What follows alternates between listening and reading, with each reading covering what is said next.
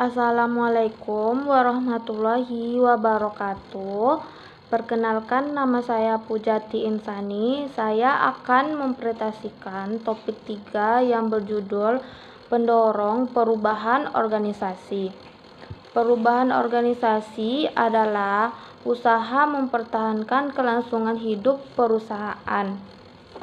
Setiap organisasi menghadapi dunia yang begitu berubah setiap aspeknya, operasinya, baik di sektor produksi atau jasa.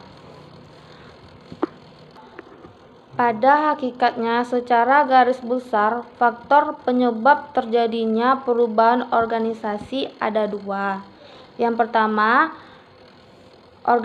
eksternal maupun internal. Yang pertama adalah faktor eksternal, adalah faktor yang dari luar atau disebut lingkungan.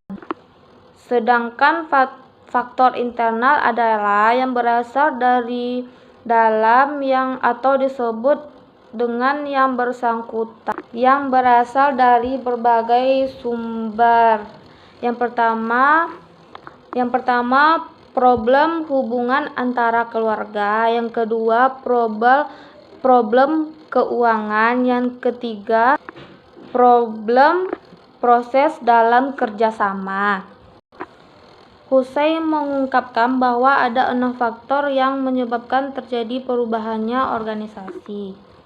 Yang pertama adalah faktor perubahan yang terus meningkat. Yang kedua, persaingan menjadi semakin intensif dan menjadi global. Saat ini, persaingan menjadi sangat tajam maupun atau di dunia pekerjaan. Yang ketiga, pelanggan semakin banyak tuntutan.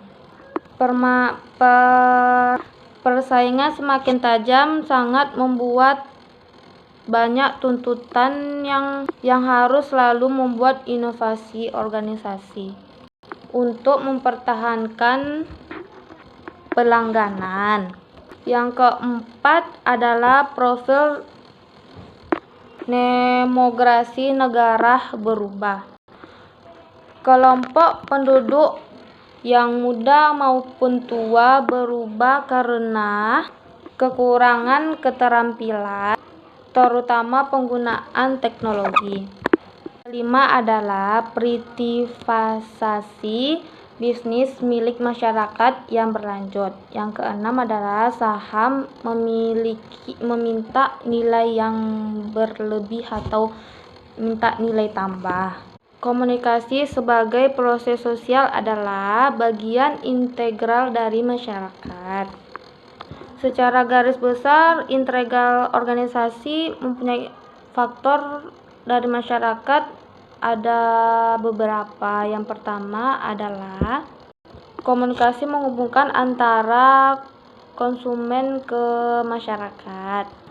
Komunikasi membuka peradaban pada masyarakat. Yang ketiga, komunikasi manifestasi kontrol oleh masyarakat. Yang keempat adalah tanpa diingkari bahwa komunikasi sangat berperan bagi masyarakat. Oleh sangat itu, tidak sangat diherankan bahwa buruh sangat bekerja keras untuk membentuk sertifikat pekerjaan, bahwa buruh itu tidak terus-menerus menjadi didominasi. Sementara itu, dilihat dari sisi jenis tekanan lingkungan yang menyebabkan bahwa organisasi harus berubah. Bisa dikatakan bahwa para manajer harus bersedia melakukan perubahan organisasi yang lebih disebabkan karena beberapa faktor yang lain.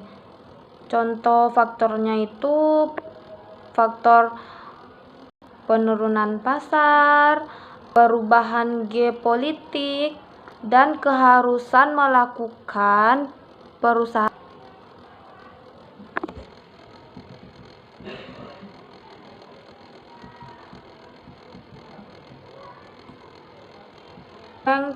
or Kita sering mendengarkan jargon berubah atau mati.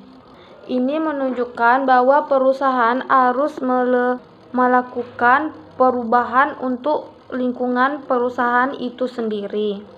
Sehingga perusahaan itu harus melakukan perubahan atau beradaptasi dengan perubahan itu sendiri. Jika tidak berubah, perubahan atau merek Anda sendiri tidak akan tergilas oleh perubahan itu sendiri.